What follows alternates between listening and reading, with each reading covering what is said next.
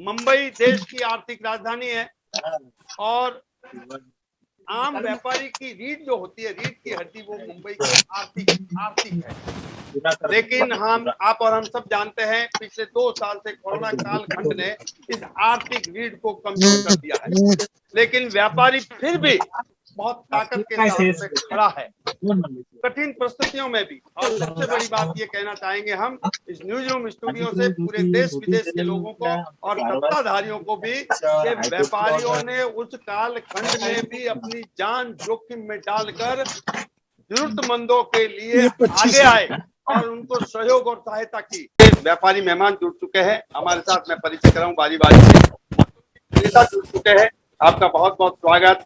अमर जी रहेजा जुड़ चुके हैं, आपका भी बहुत बहुत स्वागत। और भरत भाई पारेख जुड़ चुके हैं, आपका भी बहुत बहुत स्वागत। और दिलीप जी महेश्वरी जुड़ चुके हैं, आपका भी बहुत बहुत आज के इस विशेष कार्यक्रम में शुभ समय मुंबई कलाई में महानगर की महापंचायत में आपका स्वागत करते हैं। सबसे पहले एक आप युवा हैं दिलीप जी, आप सक्रिय कार्यकर्ता भी हैं, सोशल एक्टिविस्ट भी हैं।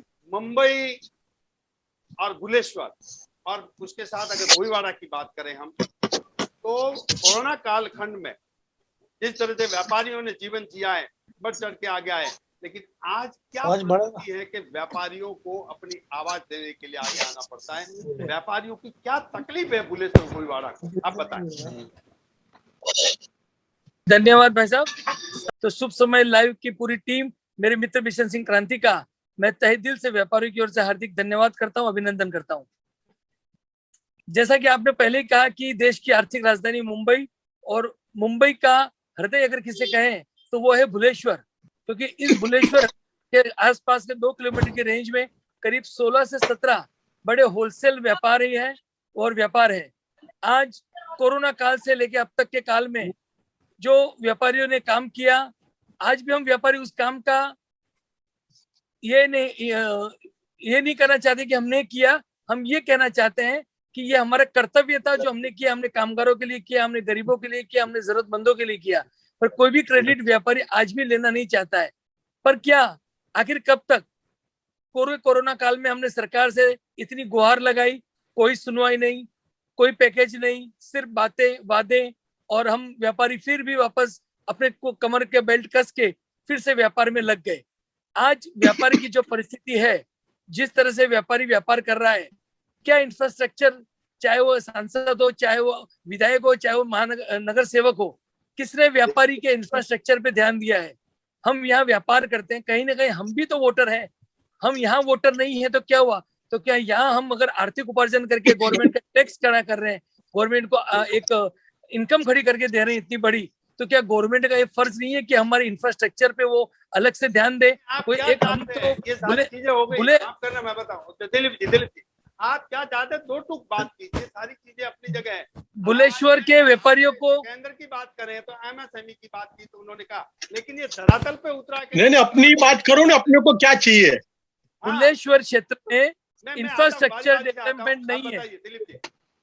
भुवनेश्वर क्षेत्र में जो इंफ्रास्ट्रक्चर की पोजीशन है, रास्ते, गटर, वाटर, मीटर, और जो पुरानी बिल्डिंगों की हालत है, और किस तरह से इंटरनेशनल मार्केट होने के बावजूद भी बाहर से लोगों को आने में जो है समस्या हो रही है, जिसके कारण व्यापार बढ़ने की बजाय घटने लगा है। जिस तरह से फेरी वालों का अतिक्रमण, में खुल के बोलता हूँ, जिस तरह से रोड पे दोनों तरफ फेरी वालों के अतिक्रमण के कारण रोड पे चलना दुभर हो गया है। महिलाओं के लिए प्रॉपर शौचालय की व्यवस्था तक महानगर पालिका नहीं कर पा रही है। तो आज हमारे जो कामगार वर्ग में जो महिलाएं भी हैं, जो हमारे ग्राहक है, उसमें भी महिलाएं आती है, उनके लिए किसी तरह की सुविधा नहीं होने की वजह से हम पूरे व्यापारी त्रस्त हैं। हम सिर्फ यही चाहते हैं कि हमें इंफ्रास्ट्रक्चर डेवलप करके भुवनेश्वर एरिया का चाहिए, जिससे हम व्यापार कर सके और इस देश के हित में, देश के विकास में सहयोग कर सके, और हम ये गर्व से कह सके कि हम व्यापारी हैं। चलिए, आपने गर्व से कह सके व्यापारी। भरत भाई पारेख साहब, आपसे निवेदन करूंगा कि आप बुजुर्ग और वहां पे जो प्रतिष्ठित इस क्षेत्र के व्यापारी, आप सभी प्रतिष्ठित व्यापारी है, आप कई सालों से वहां पर है। इन्होंने एक बात की, इतर हम आपसे ये जानना चाहेंगे कि सरकार की तरफ से व्यापारियों को क्या सहयोग हो कि व्यापार और व्यापारी दोनों जो है एक उच्च स्तर तक जाए और मुख्य धारा में आ जाए। मुख्य धारा का मतलब स्पिरिट में आ जाए, मुंबई की हमारी एक अपनी ताकतवर स्पिरिट है, उसको आगे बढ़ाने का काम व्यापारी करते हैं, क्योंकि व्यापार होगा तो व्यापारी मजबूत होगा, व्यापारी मजबूत होगा तो हिंदुस्तान की जो आर्थिक राजधानी है मुंबई वो मजबूत होगी। तो भरत भाई पारेख साहब, आप बताएं 2.2 कि किस तरह से जनप्रतिनिधि और शासन प्रशासन व्यापारियों का आकर के सहयोग करें और आपका हौसला अफजाई करें और आप इतर उठ करके जो है और ऊंचा व्यापार कर सके। स्वागत है आपका। आपका बहुत बहुत आभार। आज हमको पूरे व्यापारी वर्ग को अपने साथ में लिया और हमारी जो तकलीफ है और आगे जो तकलीफ आप दूर करने के लिए जो कोशिश कर रहे हैं, इसलिए आपका भी हम आभार मानते हैं। अभी हमारी जो समस्या है, दिलीप भाई ने आपको सब समस्याएं बताई, मगर हम ये समस्या तो आपको मालूम है और सबको मालूम है कि ये समस्या वर्षों से व्यापारी लोग बोल रहे हैं, मगर कभी भी सुनवाई नहीं हो रही है। मगर एक कोरोना काल के अंदर व्यापारी लोग ने जितना भी सहन किया है, समझ लो सबको तो कार्रवाई हो, सबके लिए होता है काम, गवर्नमेंट सबके लिए पैकेज देता है, सब मदद करती है, मगर व्यापारी लोग को कभी 1 रुपए का पैकेज नहीं दिया और बातें करते हैं। हर बात चीफ मिनिस्टर होए कि फाइनेंस मिनिस्टर होए कि यहाँ की गवर्नमेंट होए, सब व्यापारी लोग की बात सुनते हैं, मगर कभी इसने व्यापारी लोग के लिए सुनने के बाद भी कोई कार्रवाई नहीं की, नहीं व्यापारी लोग को कोई जात की मदद की है। आज इंफ्रास्ट्रक्चर के अंदर, आज इंफ्रास्ट्रक्चर में भोईवाड़ा के अंदर क्या भुलेश्वर के अंदर हाउस गली कभी भी देखो साफ नहीं होती है। हाउस गली में कभी भी साफ सफाई होती ही नहीं है। कितना भी कार्रवाई करने के लिए लोग को बोलते हैं, ऊपर के अधिकारियों को लोग को भी हम फरियाद करते हैं, मगर कभी भी हमारे वहां इधर कभी भी काम नहीं होता है। लास्ट में हमको दिलीप भाई को बोलना पड़ता है, फिर दिलीप भाई कुछ न कुछ मदद करके हमको हाउस गली साफ करवाते हैं। पूरा भोईवाड़ा के अंदर देखो ने तो कचरा का साफ सफाई वाले आते ही नहीं है इधर, समझ लो। सुबह आते हैं तो शाकभाजी वाले बैठते रहते हैं, वो शाकभाजी वाले को उठानी है, तब तक में वो लोग ऊपर से चले करके निकल जाते हैं और जो कचरा पड़ा रहता है वो अक्खा दिन वहां पड़ा रहता है। इसकी वजह से, गंदगी की वजह से आज अच्छे व्यापारी, अच्छे लोग ये भुलेश्वर में या भोईवाड़े में आने के लिए खिचकाचाते हैं और वो आज हमारी, इसकी वजह से आज हमारा धंधा के ऊपर बहुत बड़ा असर हुआ है। तो हम आज आपको रिक्वेस्ट करते हैं कि हमारी बात आपके थ्रू गवर्नमेंट को, चीफ मिनिस्टर को और यहाँ के महाराष्ट्र गवर्नमेंट को हमारी बात पहुंचवाई जाए। ये जिम्मेदारी यहाँ की तो नगर सेवक की होती है। क्या नगर सेवकों तक आप पहुंचे? क्या नगर सेवक ने क्या एक्शन लिया? हाँ, नगर सेवक को भी हम बोलते हैं, नगर सेवक भी हमको कोई बात में हमको साथ देते हैं, मगर जब भी ये हाउस गली साफ कराने की बात होती है या ये रोड के ऊपर कचरा हटाने की बात होती है तो बोला ठीक कल से आएंगे, परसों से आएंगे, मगर कभी आता नहीं है कोई।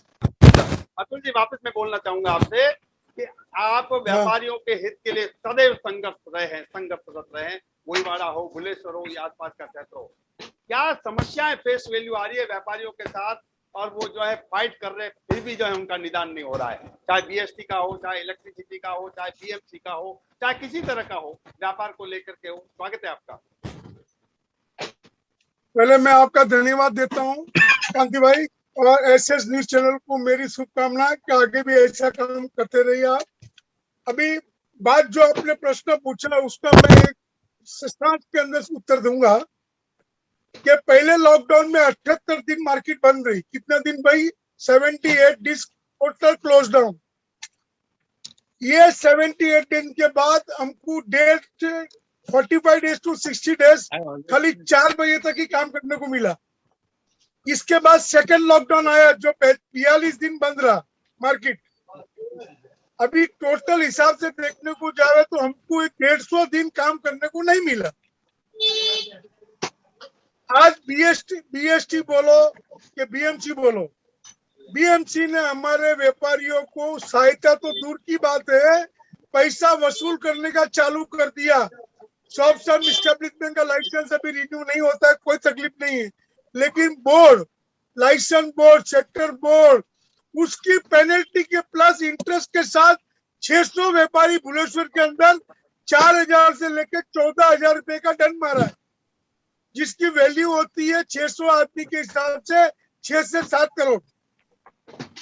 माफ तो दूर की बात रही, जो दिसंबर में एक भी दुकान खुली नहीं थी और दिसंबर में आप अगर लाइसेंस का पैसा नहीं भरो तो आपको दंड लगता है। जब सरकार ने बैन कर दिया था खुलने का तो हम पैसा कहाँ से भरेंगे? और उसके बाद हमने बीएमसी के अंदर लेटर भी दिया, हमारे एमएलए को भी बोला, हमारे काउंसिलर को भी बोला कि आप इसके अंदर हेल्प कीजिए, किसने भी हेल्प नहीं की हमको। अभी लेटर हमने बीएमसी में लिखा है कि हम शटर का पैसा, बोर्ड का पैसा पेनल्टी के साथ क्यों भरे, जब हमारी दुकान ही नहीं खुली थी। अब ओरिजिनल रकम है वो मांगो, हम देने को रेडी है। ये बात हो गई। दूसरी बात, व्यापारियों को कभी भी कोई सरकार, ये सरकार बोलो कोई भी सरकार सुनती नहीं है। व्यापारी को एक आदमी आज के तारीख में हर राजनीतिक पार्टी इसको लेट गो करती है कि लोग की ताकत ही नहीं है। तो ये ताकत व्यापारियों को मिलकर अभी जमा करनी पड़ेगी। इनको दिखाना पड़ेगा कि व्यापारी की आवाज भी बुलंद होती है। और मैं, अगर बीएमसी इसके अंदर हमारा बात नहीं सुनेगी तो मैं बहुत बड़ा मुहिम करने वाला हूं। महाराष्ट्र गवर्नमेंट भी सुन लेवे कि कोरोना काल में 1 रुपया की मदद कोई व्यापारी को आपने नहीं की है, ऊपर से पैसा लेने की बात कर रहे हैं विद पेनल्टी के साथ। ये अन्याय हम सहन नहीं करेंगे। सो आपके माध्यम से बीएमसी की हम उपदेश देना चाहते हैं, जानकारी देना चाहते हैं, इसके अंदर तुरंत कार्रवाई करके हमारा ओरिजिनल रकम है वो भरने को हम रेडी। अभी करीबन लास्ट ईयर की बात है, 78 दिन बंद होने के बाद हमको कोई नोटिस बीएमसी जीएसटी से नहीं आया, कोई पैसा भरने का फोर्स नहीं किया उसने। लेकिन 6 महीने बाद, सेकेंड लॉकडाउन के 1 महीने के बाद हर बिल्डिंग में जाके लोग ने नोटिस मारा है कि आपका पैसा इतना ड्यू बाकी है, अगर 7 दिन में पैसा नहीं भरा तो लाइन कट की जाएगी। हमने वो नोटिस का हमारे पास जब ये हाथ में आया तो हमने अथॉरिटीज को फोन किया, मेरे को ये नोटिस मारने की जरूरत कैसे की आपने, जबकि व्यापार बिल्कुल नहीं है, बाजार खुला अभी है और उसके बाद आप धमकी दे रहे हो हमको। तो उन्होंने अपनी भूल कबूली कि आपके पास कोई लाइन काटने को नहीं आएगा, लेकिन बेसिक रेट जो है उतना पैसा आप भरवाने को बोलिए। तो हमने अपने व्यापारियों को बेसिक जो नियम हमेशा आता है पैसा भरने का वो भराया है। अभी तक उसका भी हिसाब सिस्टमेटिक नहीं हुआ है, अभी होना बाकी है। ये लोग ने एवरेज बिल मारा हमारे को, एवरेज बिल मिनिमम भरा है। कैसा हाईएस्ट बिल जो होता है जो महीने का, उसका एवरेज लिया है वो लोग। जी। तो उसके लिए भी हमारा विरोध है उसके अंदर। चलिए, मैं समझता हूँ बीएमसी अधिकारी भी इस विषय पे ध्यान देंगे और नगर सेवक, क्योंकि ये काम नगर सेवकों का है, नगर सेवक जो इस पे ध्यान देकर के व्यापारियों की बात को सुनेंगे तो व्यापारी आपकी बात सुनेंगे। माननीय नगर सेवक की रेजा साहब, पहले तो आपका बहुत शुक्राना, आपने हम लोगों को एक चांस दिया है बोलने के लिए। जैसे आपने बोला यहाँ मंदिर बहुत है, पहले तो मम्मा देवी माता की जय। हम व्यापारी हैं, व्यापारी हमें बेचा ही रहा है और आज भी हम बेचा रही हैं। जहां तहां से गवर्नमेंट हमको मार रही है। आप जैसे इलेक्ट्रिसिटी का बिल बोला अतुल भाई ने, टेलीफोन के बिल बोले, लेकिन आप आके थर्ड बोईवाड़ा, सेकंड बोईवाड़ा, कुलालवाड़ी, जवेरी बाजार, कहाँ भी देखिए एक आप लाइट की वायर तो देखिए कैसे लटकती है, किसी को हाथ लग जाएगा मर जाएगा इंसान। ये तो कोई भी मेंटेनेंस नहीं है। आप फेरी वाले देखिए, चलने की कोई जगह नहीं है और टैक्स एक नंबर बढ़ते जाओ। आज जीएसटी आप 4 दिन लेट हो जाओ आपको पेनल्टी आ जाती है। मैंने खुद ने 3 बार पेनल्टी भरी है। जब दुकान बंद है, व्यापार नहीं हुआ है, बोलते नील जीएसटी भी भर लो, आपको नील भी सबमिट करना है। अरे हमारे अकाउंटेंट नहीं आ रहे हैं, सीए नहीं आ रहे हैं। हम तो हर जगह से परेशान है। व्यापार मर रहा है, कोई क्लीननेस नहीं है और बाकी सब बातें इन लोगों ने बता दी आपको। निवेदन करना चाहूंगा सत्ताधारियों से भी, विपक्ष से भी, क्योंकि कोरोना कालखंड में व्यापारी जब साथ थे आपके, तो व्यापारियों के साथ खड़ा रहना बहुत जरूरी है, क्योंकि व्यापारी एकता जिंदाबाद, जब व्यापारी एकता जिंदाबाद एक साथ उठेगी तो फिर मैं समझता हूं आने वाले समय में आप लोगों के भी हाथ पैर खुलेंगे। चैनल का काम या एडिटर का काम या पत्रकार का काम भड़काना नहीं है, लेकिन वस्तु स्थिति दिखाना है, बताना है, क्योंकि व्यापारी तकलीफ में है, दर्द में है, मुश्किल में है, इसीलिए वो आवाज उठा रहे। मीटर गटर वाटर के साथ साथ में अरे मुंबई महानगर और उसका मेन हार्ट यहाँ पर है, कभी कोई बदलाव की जरूरत ही नहीं महसूस हो रही है।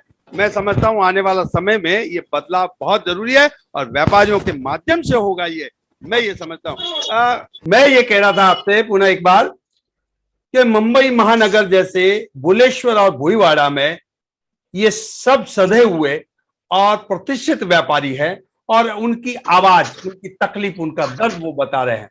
केवल इसीलिए नहीं बता रहे कि वो चैनल पे आना चाहते, चैनल पे आए, हमने उनको आमंत्रित किया, ये हमारे सारे मेहमान हैं। तब ये स्थिति है तो अब आप ये देखिए मुंबई के हालात कैसे होंगे, ये बयां करते हैं।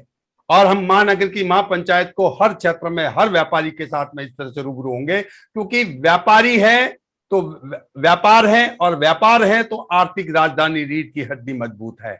मैं पारेख साहब से निवेदन करूंगा, आप बताएं, 2 लाइन में ये बताएं कि सत्ता को, नगर सेवकों, जनप्रतिनिधियों को, शासन प्रशासन को व्यापारियों के हित के लिए किस तरह का संदेश देना चाहेंगे कि व्यापारियों के हित के लिए आगे आके खड़े हो जाए।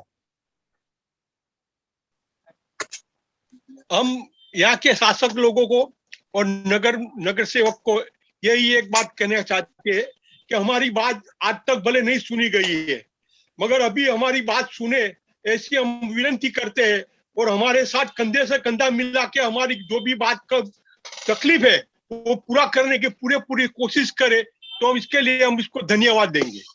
चलिए, धन्यवाद देने का मतलब समझ रहा हूं, धन्यवाद देंगे नहीं, आप जनप्रतिनिधि इनके साथ खड़े रहेंगे तो उनके साथ खड़े रहेंगे। धन्यवाद का समझ में बहुत कुछ इशारा काफी हो गया। भरत जी गुजर के हमारा मकसद वही है। मैं समझ रहा हूँ, आपने बहुत सटीक और अच्छे तरीके से बात कही आपने, मैं समझ रहा हूँ बात को, समझदार को इशारा काफी है। बिल्कुल, धन्यवाद बहुत बड़ी बात होती है, धन्यवाद का मतलब ये होता है। सर अमर जी साहब, आपसे निवेदन करूंगा कि आप बताएं कि ये समस्याओं से समाधान कैसे हो सकता है, 2 लाइन में बताएं सर, 2 टूक। समाधान तो ऐसे ही होगा ना साहब, जैसे अपने कॉर्पोरेटर, एमएलए, एमपी हमारे मार्केट की तरफ ध्यान देंगे और हमारे को सहयोग करेंगे सब ब्यूटिफिकेशन का, और जैसे हमारे व्यापारी आए जाए सब व्यवस्था बना के रखेंगे तो व्यापार भी बढ़ेगा और गवर्नमेंट की भी आमदनी बढ़ेगी, वो भी खुश, हम भी खुश। बहुत बड़ी बात कही। अंत में मैं निवेदन करूंगा अतुल जी धनेसर साहब से, आपने बहुत अच्छे तरीके से बात कही। हाँ बिशन जी, एक बात मैं कहूंगा सर। बोलिए, आपको मैं ले रहा हूं, पहले धनेसर जी को बाद, उसके बाद में अंतिम आपको ले रहा हूं। धनेसर जी बताएं। धनेसर जी मेरी कांति साहब, आपको एक बात बताया नहीं था, मैं आपको एक खास एक बात की नोट कर लो आप, ये पूरी गवर्नमेंट भी नोट कर ले। मेरी छोटी मार्केट के अंदर 10 से 15% दुकानें बंद हो चुकी है। मिल रही मुझे मिल रही। हाँ, कोरोना काल में 10 से 15% दुकान बंद हो चुकी है। कोई गुजरात चले गया, कोई यहाँ से दूसरी जगह शिफ्ट करके गया। अगर गवर्नमेंट इस पे ध्यान नहीं देगी प्रेजेंट बढ़ावा के लिए, बिजनेस के लिए, तो बॉम्बे आस्ते आस्ते संपूर्ण बंद हो जाएगा व्यापार। क्या कहना चाहेंगे दिलीप जी? बहुत बड़ी बात कही उन्होंने, सरकार को संभलने की जरूरत है। मैं थोड़ा सा एक समस्या तो हमने बताई, एक समाधान के एक फॉर्मूले की बात करके बात को मेरी खत्म करूंगा।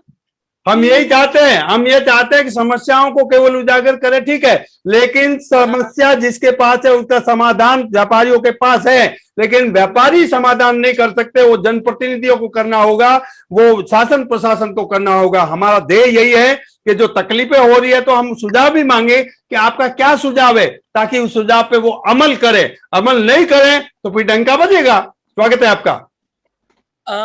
ऐसा है कि मैं कुल मिला के महानगर की जो परिस्थिति और खास करके सी वार्ड भी जहाँ जिसमें हमारा परिसर स्थित है, इंफ्रास्ट्रक्चर इतना पुराना है कि शासन प्रशासन और उसके साथ यदि व्यापारी इस तरह का एक त्रिकोण मिले तो यहाँ के इंफ्रास्ट्रक्चर में सुधार आ सकता है। शासन को, प्रशासन को ढील देनी चाहिए कि व्यापारी यहाँ का ब्यूटिफिकेशन कर सके, व्यापारी यहाँ की साफ सफाई का खुद ध्यान रख सके, और उसके लिए प्रशासन और शासन उसके साथ कदम से कदम मिलाकर हर कदम पे खड़ा रहेगा, तो जाके हमारी समस्या सुलझेगी। हम पूरा भार भी उन पे नहीं डालना चाहते हैं, हम भी चाहते हैं कि हम भी उनका सहयोग करें, पर बशर्ते मशीनरी उनको देनी पड़ेगी। बाकी का हम यहाँ का कामकाज हम सुधार के देंगे और इस भुवनेश्वर के नगर को फिर से एक बार सोने की चिड़िया बना के दिखाएंगे। क्या बात है, बहुत बड़ी बात कही आपने। भुवनेश्वर एक काशी है, मिनी काशी है, और इस नगरी को जितने यहाँ मंदिर है, इतने जो है आध्यात्मिक क्षेत्र है, यहाँ पे इतनी ऊर्जा है, और ऊर्जा का स्पंदन जो है जब यहाँ कोई देखता है तो कचरा कचरा कचरा। मैं समझ रहा हूँ बात को, हमारा ध्यान कचरे की तरफ नहीं है, लेकिन उस सफाई की तरफ है, जो निश्चित रूप से सफाई होनी चाहिए, स्वच्छता होनी चाहिए। और इन परिस्थितियों में वहां का व्यापारी व्यापार करता है, मुश्किल में करता है, उसके बाद भी हथौड़ा पड़ता है, उसको दंड पड़ता है, चाहे इलेक्ट्रिसिटी विभाग हो, चाहे बीएमसी हो, चाहे कई बातें हो, मैं बताऊं आपको, अपने अपने ढंग से करते हैं। तो बहुत बहुत धन्यवाद आप सभी मेहमानों का। एक बार इस विषय को लेकर के हम फिर चर्चा परिचर्चा करेंगे। हम ये तय करेंगे, आपने बहुत बड़ी बात कही कि हमारा ये कर्तव्य है। देखिए, जैसे आपका अधिकार और कर्तव्य, जैसे सूक्ष्म मीडिया उस आपके समक्ष चारों दिशाएं हैं, चारों व्यापारी आप, हमारा एक कर्तव्य है कि मुंबई महानगर में भुवनेश्वर जो मिनी काशी है उसको हाई हेरिटेज स्वच्छता के कैसे पैमाने दिए जाए, और किस तरह से जो एक ताकतवर इसको कार्यक्रम में लिया जाए, और आने वाला बाहर से भी लगे कि मैं भुवनेश्वर में आया हूं, उसका एंट्रेंस हो, उसका गेट हो, उसको जो वेलकम हो, चारों तरफ मंदिरों की जो नगरी है उसको आनंद अनुभव हो, व्यापारी दुकान की तरफ अगर उसका जब चेहरा जाए तो उसको लगे कि वाह क्या भुवनेश्वर की दुकानें हैं। वो सारी चीजें इंफ्रास्ट्रक्चर आपने बहुत बढ़िया कही। मैं समझता हूं इस विषय को लेकर के आगे बढ़ना चाहिए। बहुत बहुत धन्यवाद। अतुल जी दानेसा आपका मेहमान हमारे जुड़े, अमर जी रहेजा आपका भी बहुत बहुत धन्यवाद, भरत भाई पारेख आपका भी बहुत बहुत धन्यवाद, और दिलीप जी माहेश्वरी आपका भी बहुत बहुत धन्यवाद।